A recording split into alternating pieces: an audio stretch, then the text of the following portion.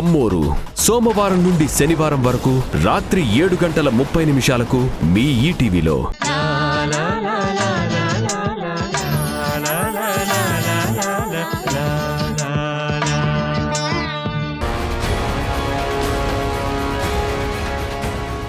ఎక్కడా ఏ తప్పు లేదు అని మీరు చెప్తున్నారు కదా. రేపు ధర్మపీఠం దగ్గరే నిజమేంటో బయటపడుతుంది.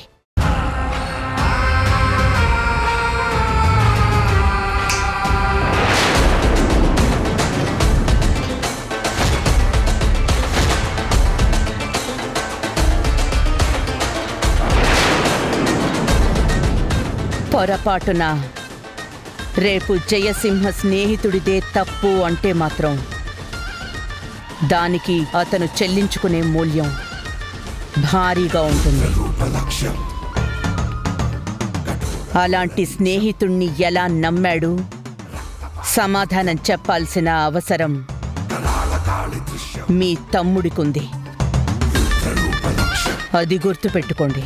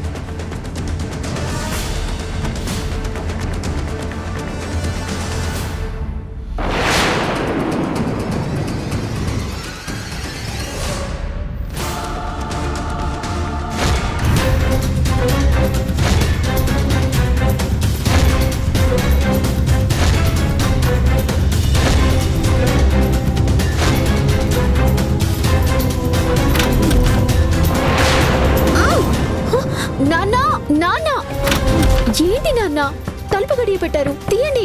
తీనమ్మా, నేను మాట ఇవ్వమంటే నా చేతి మీద ముద్దు పెట్టి వెళ్ళిపోయావు. నువ్వు ఎలాగో నా మాట వినవు కదా, అందుకే గడిపెట్టాను. రేపు పంచాయతీ తీర్పు అయ్యే వరకు నువ్వు ఆ గదిలోనే ఉండు. అయ్యో అది కాదు నాన్న, అక్కడ నేను నిజం నిరూపిస్తానని చెప్పొచ్చాను. ఇప్పుడు నేను ఇలా లోపలాగిపోతే తప్పు నాదవుతుంది. అందరూ నీ కూతుర్ని తప్పంటారు. ఎవరు ఎలా అనుకున్నా పర్వాలేదమ్మా. అందరికీ నేను పేరు పేరున్నా క్షమాపణ చెప్తాను. నీకేం ఇబ్బంది లేదు, నువ్వు గదిలోనే ఉండు. అయ్యో అది కాదు నాన్న. నాన్న ప్లీజ్ తీ. చూడమ్మా, నిన్ను నేను ఆపలేను అని నాకు అర్థమైంది. కనీసం తలుపులైనా నిన్ను ఆపుతాయి కాబట్టి బయట నుంచి గడిపెట్టాను. నువ్వు ఎంత అరిచినా సరే నేను ఆ తలుపులు తీయను. మళ్ళీ నీకు సమాధానం చెప్పడానికి నేను హాల్లో కూడా పడుకోవడం లేదు, నేరుగా బయటికి వెళ్ళి పడుకుంటున్నాను. నాన్న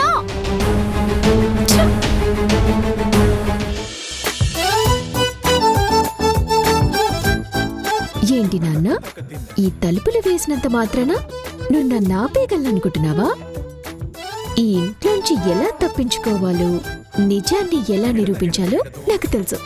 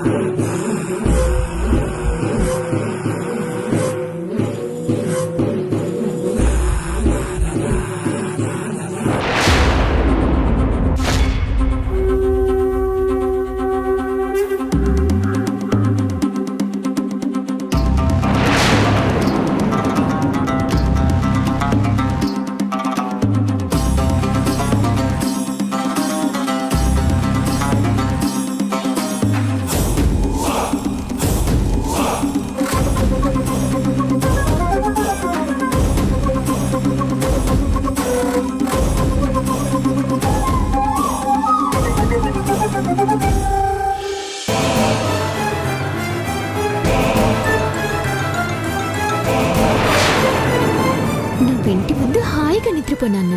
నేనేం చేయాలో అది చేసేస్తాను.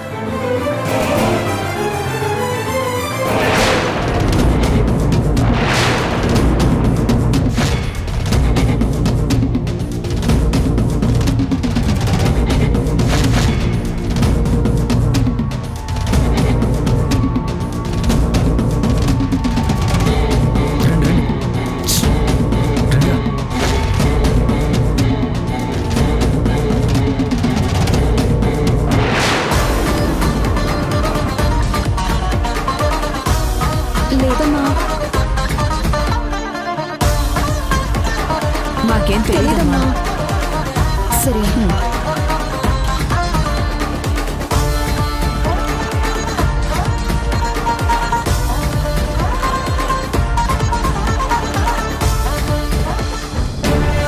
బాబాయ్ బాబాయ్ ఏంటమ్మా ఈ టైంలో వచ్చావు? అదే బాబాయ్, ఆధారాలు ఏమైనా దొరుకుతాయేమో అని వచ్చాను. ఇంట్లో చూసామమ్మా, అసలు ఎక్కడ ఏమీ లేవు. ఇంకొకసారి చూద్దాం బాబాయ్. రామా, నాకోసం. లోపలికి రామా చూద్దాం. పదండి. ఇదిగోమ్మా, ఇదే.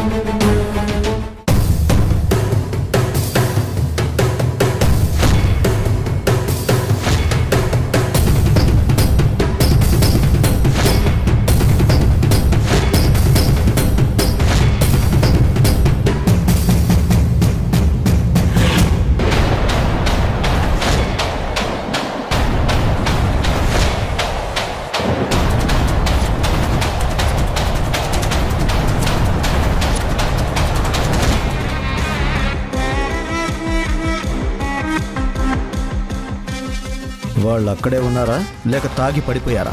ఒకసారి ఫోన్ చేసి అడుగు. లేదన్నయ్య, రేపు తేడా జరిగిందంటే వాళ్లే కాదు వాళ్ళ కుటుంబాలు కూడా లేచిపోతాయని వార్నింగ్ ఇచ్చాను. వాళ్ళు మందు తాగడం కాదు కదా, కనీసం కంటి మీద రెప్ప కూడా వేయకుండా అక్కడ కాపలా కాస్తుంటారు. అంతా మీరు చెప్పినట్టే చేశాను. ఏదైనా తేడా వస్తే రుద్రాణి గారు నా ప్రాణం తీసేస్తారు. నాకేం భయం లేదు కదా. ఒకవేళ అలాంటిది ఏదైనా జరిగితే మాత్రం నేను చేయగలిగేదేముండదు. ఈ భూమి కోసం మేము నీతో నాటకం ఆడిస్తున్నాం. దానికి నీకు డబ్బులు కూడా ఇచ్చాము. డబ్బులు తీసుకున్నప్పుడు అంతా మేం చెప్పినట్టే చేస్తామన్నావు. ఇప్పుడు తేడా వస్తే నేనేం చేయలేనని ఇండైరెక్ట్గా మాకు వార్నింగ్ ఇస్తున్నావా? మాలాంటి వాళ్ళతో చేయి కలిపేటప్పుడు ప్రాణాలకు తెగించి ఉండాలి.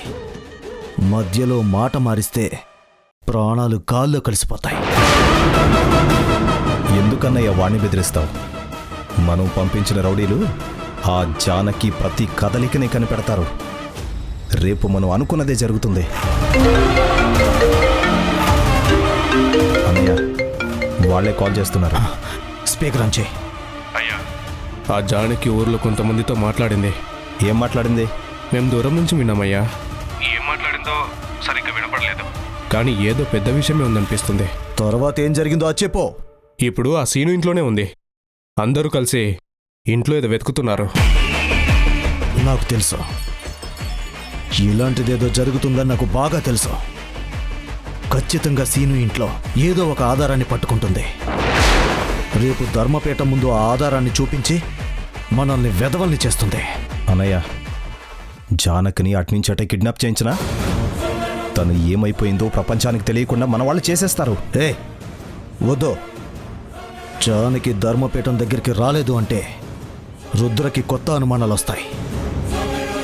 తను ధర్మపీఠం దగ్గరికి రావాలి, కానీ మౌనంగా తల వంచుకుని ఉండాలి. మోకాళ్ళ మీద కూర్చొని రుద్రకి క్షమాపణ చెప్పాలి. తప్పైందని ఒప్పుకోవాలి. తను ఏదో ఆధారం వెతుకుతూ ఉంటే ఇదంతా ఎందుకు చేస్తుంది? ఆడపిల్ల తెలివిగా అంతలా వెతుకుతుందంటే క్రిమినల్స్ని. మన తెలివితేటలు ఇంకెలా ఉంటాయి?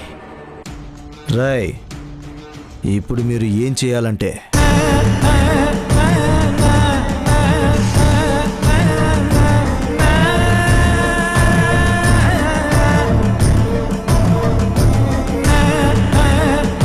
ఆ పని మీరు చేశారంటే ఆ జానకి రేపు నోరెత్తదు. ఇదైనా కరెక్ట్గా చేయండి. నువ్వు సూపర్ అన్నయ్య. ఈ దెబ్బతో ఆ జానకి మన కాళ్ళ బెరానికి వస్తుంది.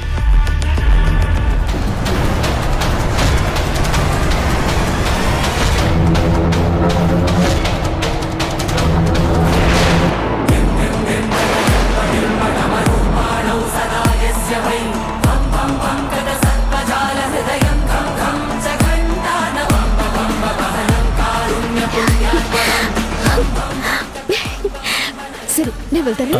సరేనమ్మా. నాన్నా, నాన్నా, నాన్నా, నాన్నా, నాన్నా, నాన్నా.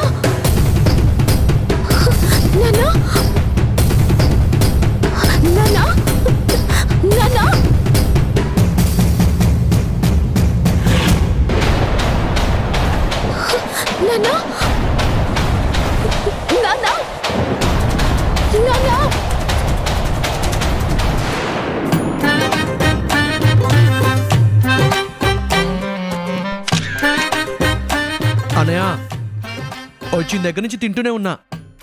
తిని తిని నాకు చిరాకు వచ్చింది కానీ తీసి తీసి నీకు చిరాకు రాలేదా?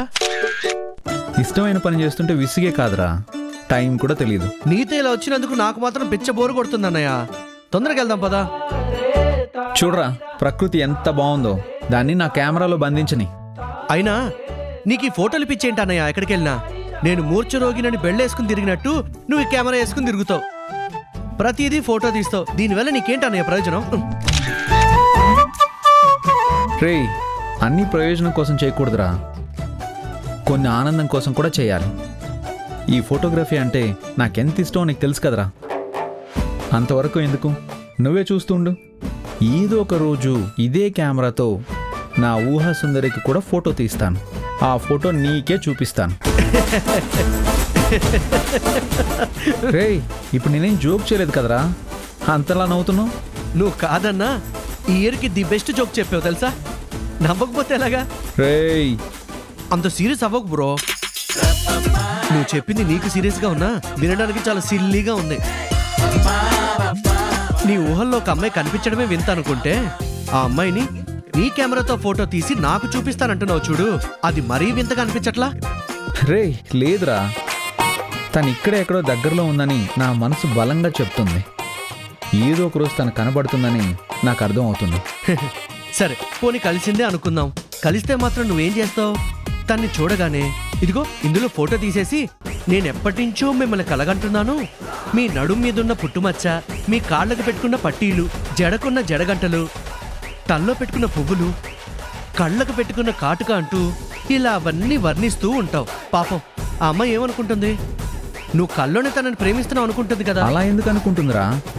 నన్న చిట్టి, ఇలా అమ్మాయి గురించి ఎక్కువగా ఆలోచించి కలలుగంటూ ఉంటే దాని ప్రేమ అంటారు.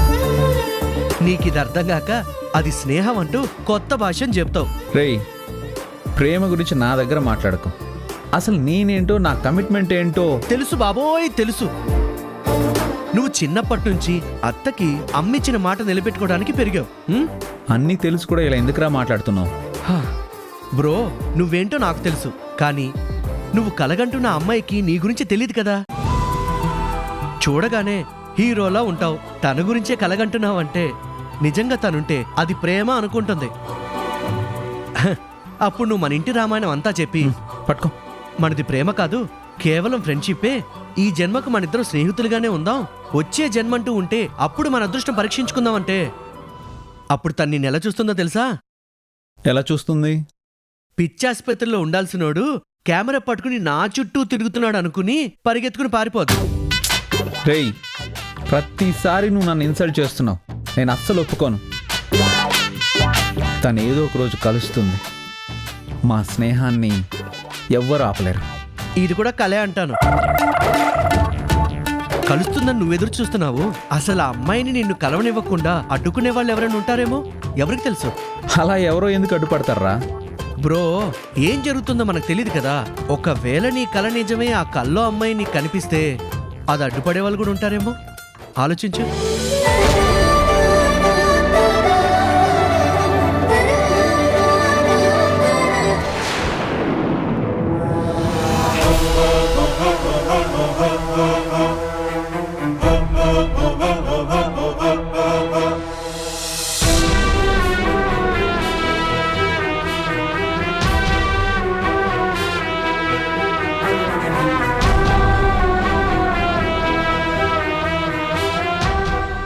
నీకిచ్చిన 24 గంటల సమయం అయిపోయింది. నువ్వు సాక్ష్యాధారాలు చూపిస్తానన్నావు కదా, చూపించు.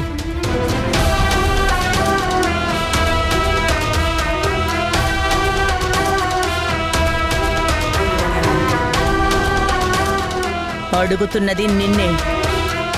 నిన్న ధర్మపీఠం ముందు నిలబడి ఎన్నో మాటలు చెప్పావు. ఇక్కడ మీరిచ్చే తీర్పు తప్పు అన్నట్టు మాట్లాడావు. మరిప్పుడెందుకు అలా మౌనంగా ఉన్నావు? ఇంకేం మాట్లాడుతుంది రుద్రాణి? నిన్నేదో ఆవేశంలో 4 మాటలు చెప్పింది, కానీ ఆధారాలేమీ లేవు కదా.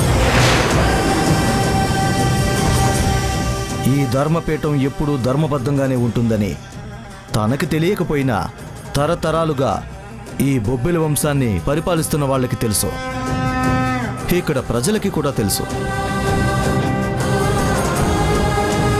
అవును వదిన, మీరు తీర్పు ఇచ్చారు అంటే అది శాసనంగా ఉంటుంది, ఎన్ని తరాలైనా చెప్పుకునేలా ఉంటుంది. ఇలాంటి వాళ్ళకవి తెలియదు కాబట్టే మనలాంటి వాళ్ళని అవమానించాలని, ధర్మపీఠంని అవహేళన చేయాలని ఇలా మాట్లాడుతూ ఉంటారు. నిన్న అందరి ముందు అంతలా రెచ్చిపోయావు కదా, మా మమ్మీని ఎదిరించి ఎన్నో మాట్లాడినావు కదా.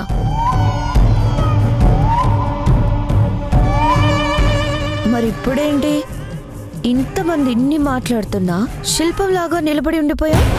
మాట్లాడు. ఇంకేం మాట్లాడుతుంది? తన మౌనమే చెప్తుంది కదా తను తప్పు చేసింది అని. చూడు జానకి, నేను ఈ దస్తావేజులు పరిశీలించినప్పుడు ఇందులో నాకు డాక్టర్ అప్పన్న అనే సంతకం కనిపించింది. ఈ డాక్టర్ అప్పన్న సీను వాళ్ళ తాతగారే కదా?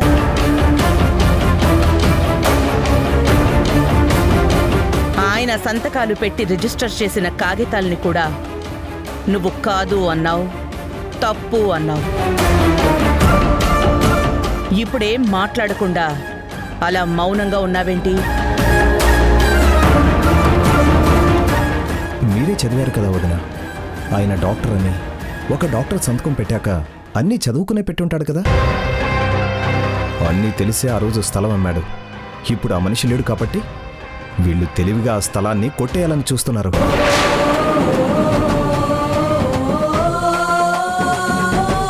ఈ స్థలాన్ని నేను హ్యాండ్ ఓవర్ చేసుకోవాలనుకుంటున్నాను. నా వైపు తీర్పు ఇవ్వాల్సిందిగా కోరుకుంటున్నాను. ఎవ్వరికీ అన్యాయం జరగకూడదన్న ఆలోచనతోనే ఈ జానకి కోరినట్టు 24 గంటలు టైం ఇచ్చాను. తను నమ్మింది నిజమని నిరూపించలేకపోయింది.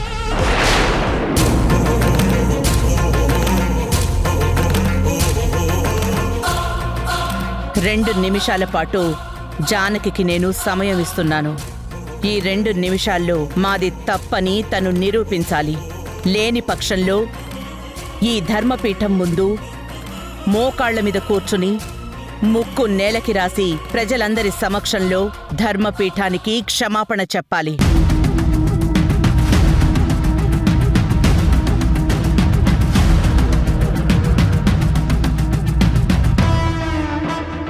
ఆ తర్వాతే నా తీర్పుని నేను ప్రకటిస్తాను.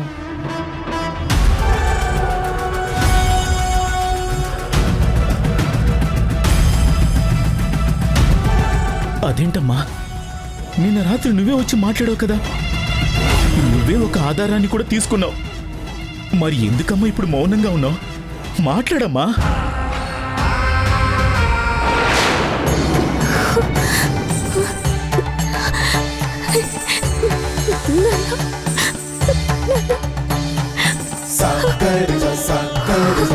అన్నా అన్నా అన్నా, మా నాన్నని ఎక్కడైనా చూసారా? చూడలేదమ్మా.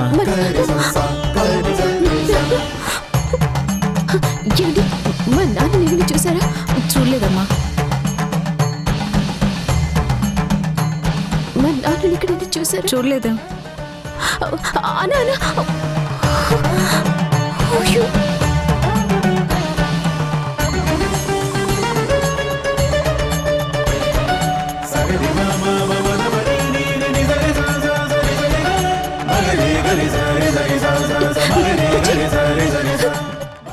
జానకి, ఎందుకు ఏడుస్తున్నావు?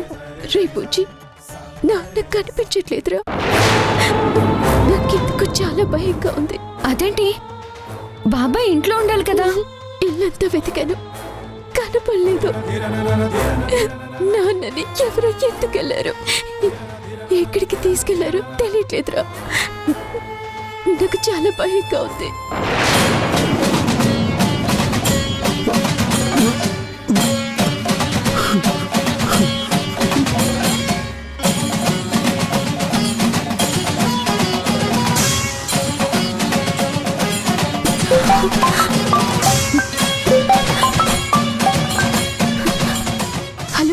ఏంటి పాప, నాన్న కనిపించడం లేదని పిచ్చెక్కిపోతోందా? ఎవరు నువ్వు? మా నాన్న గురించి నీకెలా తెలుసు? నీ మట్టుకు నువ్వు పెద్దోళ్ళని ఎదిరించేసి ఏదైనా చేసేద్దాం అంటే కుదరదు పాపా. నేను మా నాన్న గురించి అడుగుతుంటే నువ్వేదేతో మాట్లాడతావేంటి? ముందు మా నాన్న ఎక్కడున్నారో చెప్పు. అలాగే చెప్తాను పాపా, కానీ ఇప్పుడు కాదు, రేపొద్దున్న నువ్వు ధర్మపీఠం దగ్గర అందరికీ క్షమాపణ చెప్పాలి.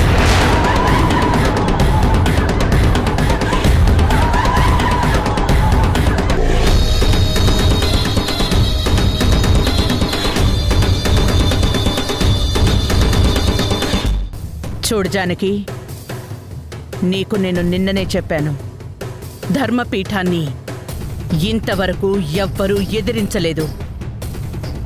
చెవిటివాడి ముందు శంఖం ఊదినట్లు నువ్వు ఎన్ని మాటలు చెప్పినా తన చెవికి వినిపించదు. శిక్ష విధించవలసిందే. ఏ మనిషికైనా ఒక అవకాశం ఇవ్వడం ధర్మపీఠానికున్న బాధ్యత. అలాగే తనకి ఇచ్చాను.